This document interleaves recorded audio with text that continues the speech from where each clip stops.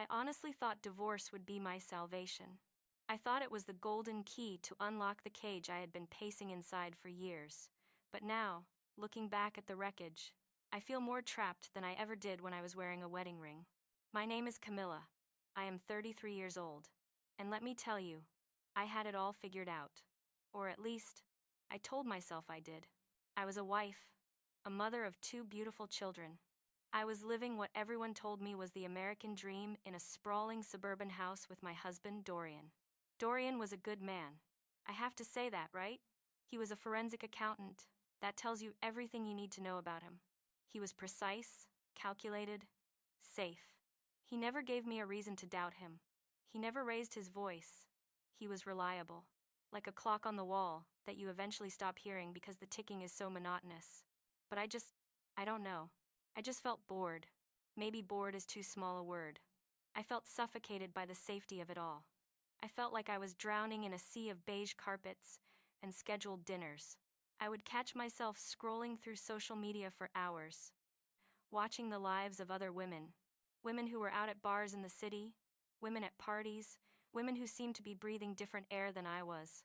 They were having fun. They were alive. And I was just existing. It didn't help that my best friend, Roxy, would call me every single weekend. Roxy was divorced. She was living what she called her best life.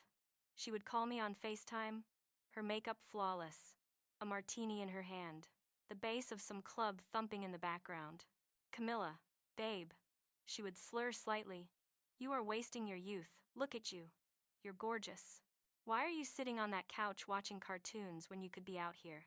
Dorian is sucking the life out of you." I would laugh it off. But her words planted a seed.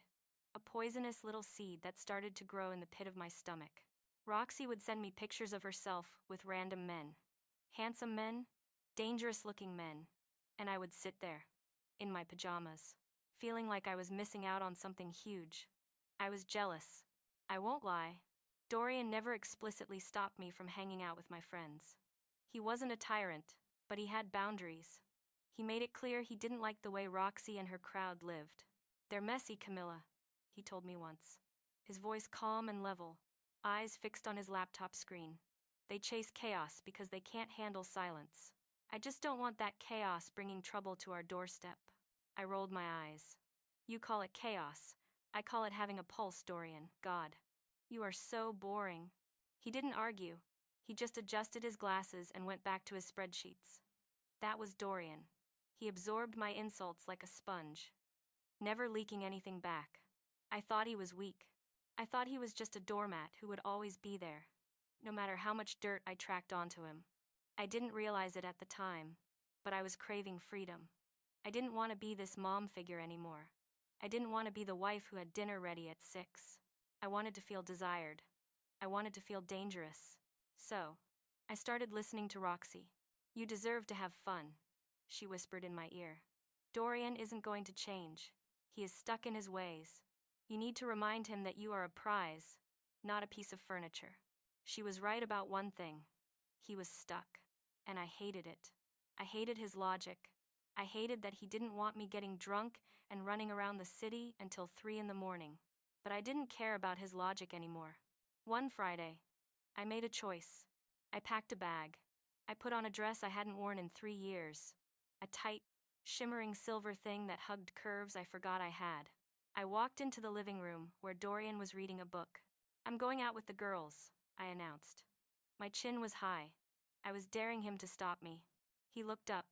He raised one eyebrow. It should have been a red flag. It should have been a warning. But I was too blind to see it.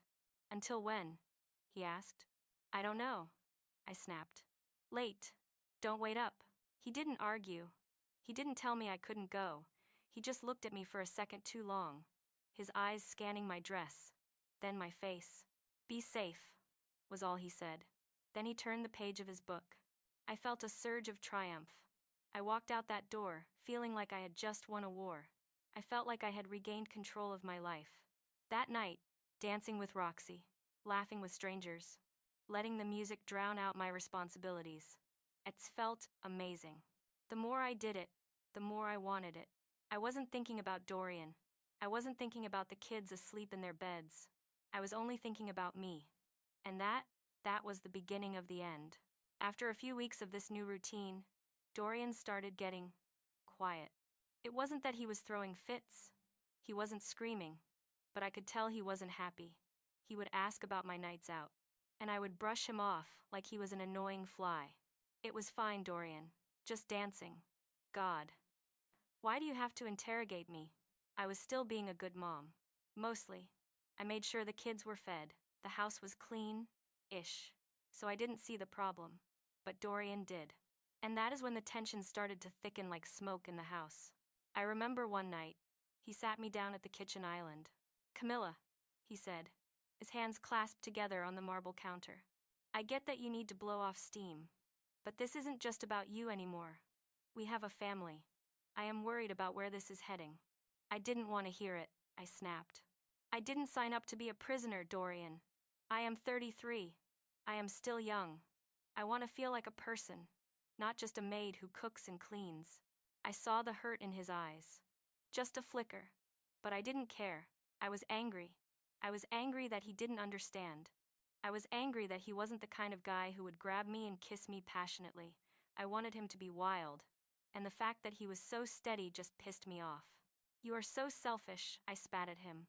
"You just want to keep me here so you don't have to be alone with your boring thoughts." Looking back, I know I was wrong. I know I shouldn't have lashed out. But at the time, it felt like the walls were closing in on me. The more he tried to talk reason, the more I rebelled. And then, there was Jared. We met at a rooftop bar downtown. Jared wasn't like Dorian. Jared was 28. He was a personal trainer with tattoos up his arms and a smile that made you feel like the only person in the room. He wasn't rich. He wasn't stable. But he was exciting. "You don't look like a mom," Jared had said that first night. Hacks leaning close to my ear to be heard over the music. "You look like trouble." I laughed. It was the first time in years I felt that spark. That rush of adrenaline. "Maybe I am." I flirted back. It started innocently enough. We exchanged numbers. Roxy nudged me and winked. "He is cute, Camilla. Just have a little fun. No one gets hurt." It became a habit. Jared would text me in the mornings. "Good morning, beautiful." I would hide my smile behind my coffee cup while Dorian packed lunches for the kids. It felt harmless. I wasn't sleeping with him. I wasn't cheating. Not really. It was just texting. It was just talking. Dorian stopped asking where I was going. At first, he used to ask, "Who is driving?" Or, "When will you be back?" Normal husband questions. But slowly, he stopped. No, "Be safe." No, "Call me if you need a ride." Nothing. I convinced myself that it meant he didn't care. And if he didn't care, why should I? One Friday night, I was getting ready in the bathroom. I was putting on my makeup, contouring my cheeks like I was going on a first date. I had this tight red dress on. Roxy had texted me. "Tonight is the night, girl. Jared is going to be there." Dorian walked past the bathroom. He glanced at me. He stopped. For a second, I thought he was going to compliment me, or maybe fight with me, but he just stood there, leaning against the doorframe, and arms crossed. His face was blank. "You are really doing this again?" he asked. His voice was calm, but sharp, like a paper cut. I looked at him through the mirror. "Doing what, Dorian?" I snapped, blending my foundation a little too aggressively. He shook his head. "Nothing. Go have your fun, Camilla. I am done talking about it." That should have been my cue to stop. That should have been the moment I put down the makeup brush and turned around. But instead, I laughed. "Yeah, well, maybe you should come with me one of these nights." "Oh wait, I forgot. You hate fun." I said it with a grin, but it wasn't playful. It was cruel. His eyes narrowed. Just a fraction. "No," he said softly. "I just know that fun doesn't usually come with a hangover and bad decisions." He turned and walked off before I could respond. Bad decisions. That stuck with me. But I shook it off. I grabbed my clutch and left without saying goodbye. That night, I let Jared buy me drinks. We danced close. Too close. His hands were on my waist. I could feel his breath on my neck. I didn't push him away. I liked the attention. I liked feeling wanted. I got home at 3 in the morning. The house was dark. Dorian was asleep on the couch. fully clothed, like he had been waiting for me but gave up. I stood there, watching him sleep. It was strange, seeing him like that, so peaceful. No judgment, just Dorian. I felt a pang of guilt, a small, sharp twist in my gut, but I pushed it down. I went upstairs, changed into pajamas, and climbed into the guest bed. I told myself it was because I didn't want to wake him, but deep down, I knew I just couldn't bear to lie next to him with the smell of another man's cologne on my skin. The shift in Dorian was subtle at first. He wasn't cold. He wasn't mean. He was just efficient. He became a ghost in his own house. He still did the chores. He still paid the bills. But the warmth was gone.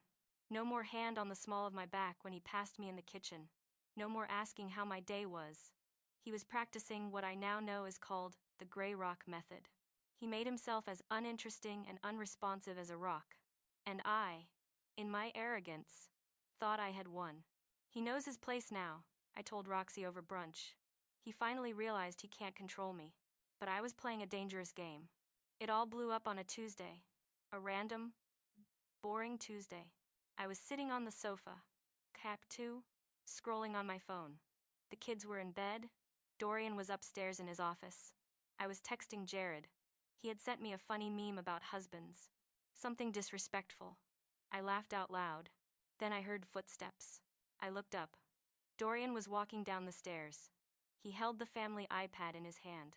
His face wasn't angry. It was terrifyingly calm. He stood at the bottom of the stairs, staring at me.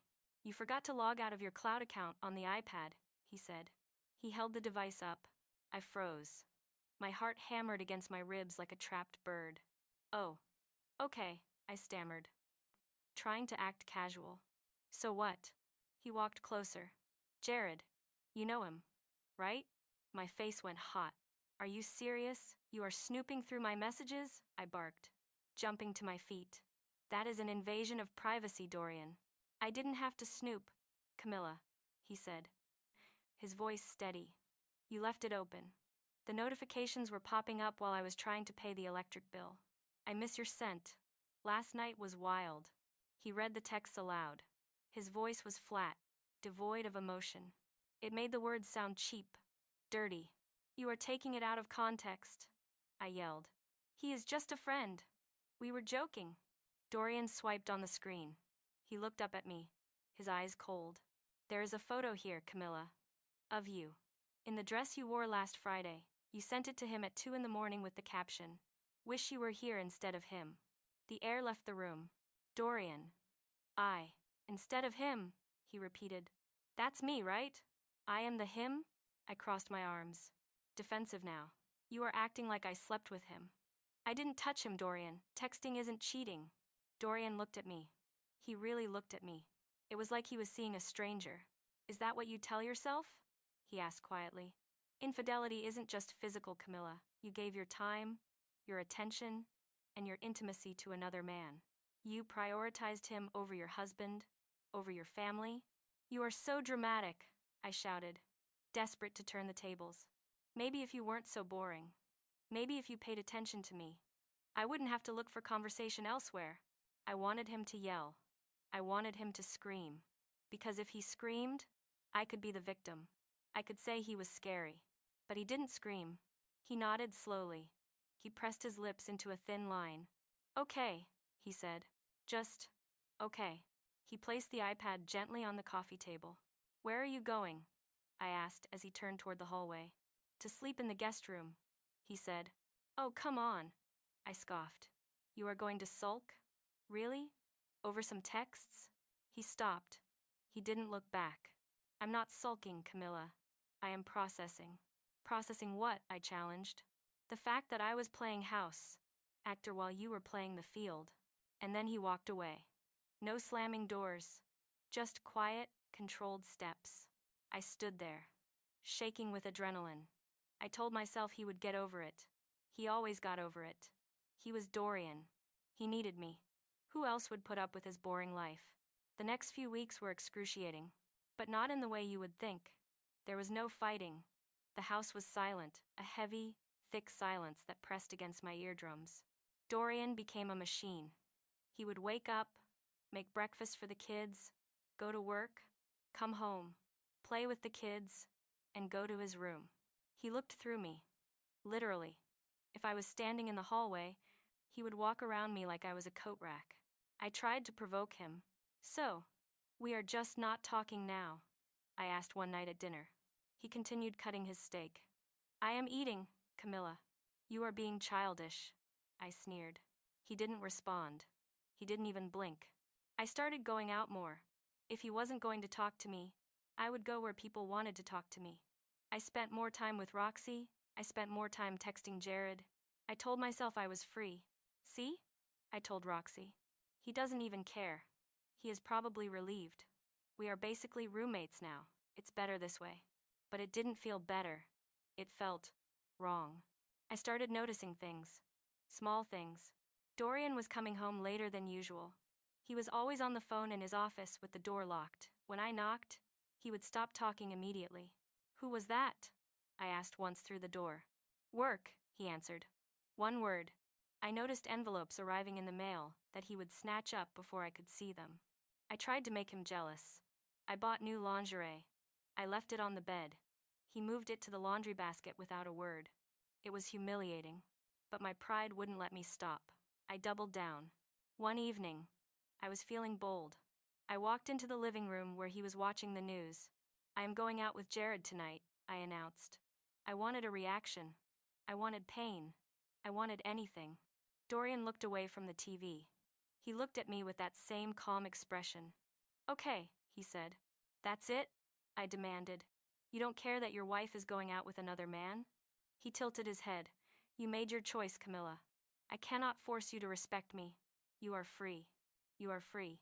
Those words echoed in my head as I drove to meet Jared. I should have felt liberated, but instead, I felt a cold knot in my stomach. Jared was fun that night, but he was also hollow. He talked about himself for 2 hours. He complained about his boss. He didn't ask me a single question about my life. I found myself comparing him to Dorian. Dorian, who used to listen to me ramble about nothing. Dorian, who knew exactly how I liked my coffee. I went home early that night. When I walked in, the house was silent, but it felt different. It felt empty. Not just quiet, but void. I saw a suitcase in the hallway. Just one. My heart stopped. Dorian? I called out. No answer. It was a Friday evening when the hammer finally fell. I was in the kitchen, pouring myself a glass of wine. The front door opened. I expected Dorian to walk in alone. But he wasn't alone. He walked in with a man in a sharp navy suit holding a leather briefcase. A stranger. Dorian? I asked, gripping my wine glass. Who is this? Dorian didn't look at me. He walked straight to the counter and placed his keys down. This is Mr. Henderson, Dorian said. My lawyer. The glass slipped from my fingers. It shattered on the floor. Some spread wine splashing across the white cabinets like blood. Lawyer? I laughed. A high-pitched, nervous sound. What is this? Are you suing me? Dorian turned to me. His face was no longer blank. It was peaceful. It was the face of a man who had finished a long, difficult project. No, Camilla, I am divorcing you. Divorce? I scoffed. Stop being dramatic, Dorian. We can go to counseling. We have kids. You can't just bring a lawyer into our kitchen. I am done with counseling, Dorian said. I am done with the disrespect. I am done with being your safety net while you audition other men. You can't kick me out, I hissed, stepping over the broken glass. I know my rights. We have been married for 8 years. I get half. I get the house. I get alimony. You think you can just walk away? I will bleed you dry, Dorian. I was shouting now. My face was twisted and ugly. Dorian just sighed. A deep, weary sigh. Mr. Henderson, Dorian said quietly. Please show her. The lawyer stepped forward. He opened his briefcase and pulled out a document. He slid it across the island, right through a puddle of spilled wine. I looked down. Post-nuptial agreement. My heart stopped beating. You signed this 5 years ago, Dorian said. Do you remember? Back when my firm made partner and we restructured our assets? I stared at the paper. I vaguely remembered. Dorian had brought home a stack of papers. He had explained them. Something about protecting the business, something about taxes. I was busy planning a vacation to Cabo. I had just wanted him to stop talking so I could go shopping. I signed where he pointed. I didn't read it. I didn't read this, I whispered. I asked you to, Dorian said. I sat right here and asked you to read it.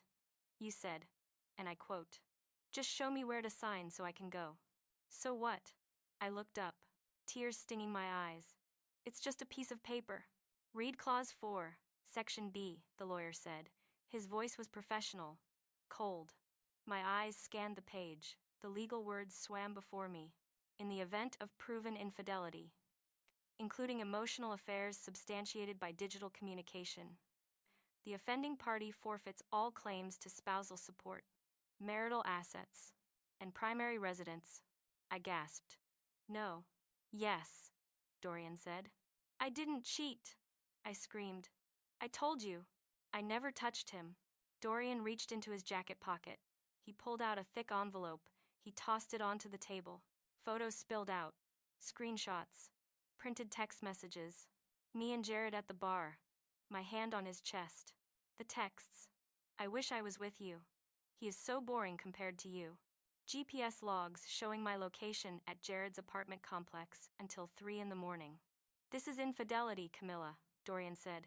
By the definition of the contract you signed, and by the definition of any self-respecting man, you broke the contract. You trapped me, I accused him. You planned this. You knew. I didn't trap you, Dorian said, his voice raising just an octave. I waited. I watched. I gave you every chance to stop.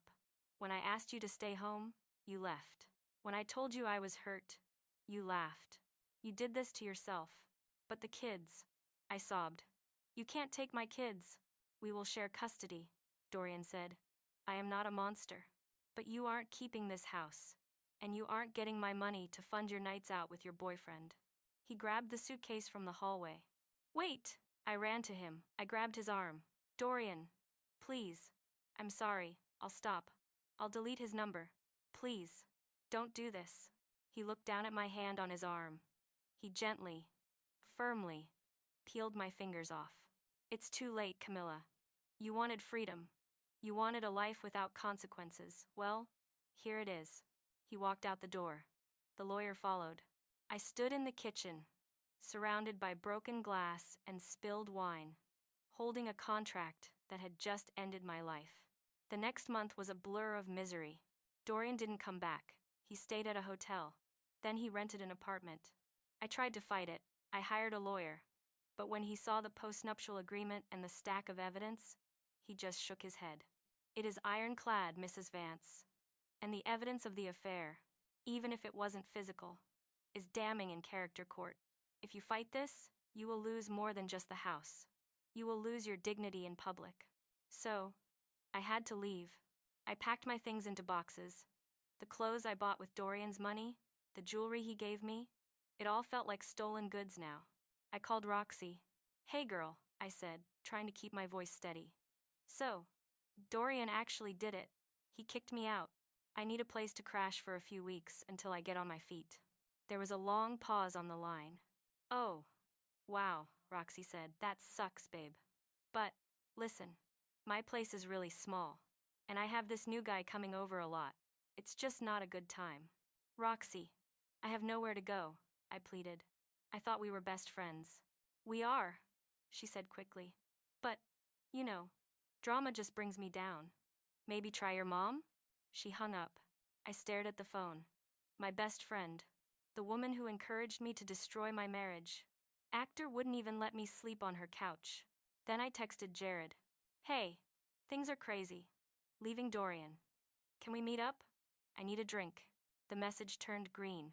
Then, delivered. I waited. 1 hour. 2 hours. Then, read. No reply. I called him. Straight to voicemail. I checked his Instagram. Blocked. I laughed. I sat on the floor of my empty living room and laughed until I choked. Jared didn't want me. He wanted a bored housewife who bought the drinks. He wanted the thrill of being the other guy. He didn't want a broke, homeless divorcee with 2 kids and baggage. I was nothing to him. I moved into a small, dingy apartment on the edge of town. It smelled like stale cigarettes and desperation. I had to get a job.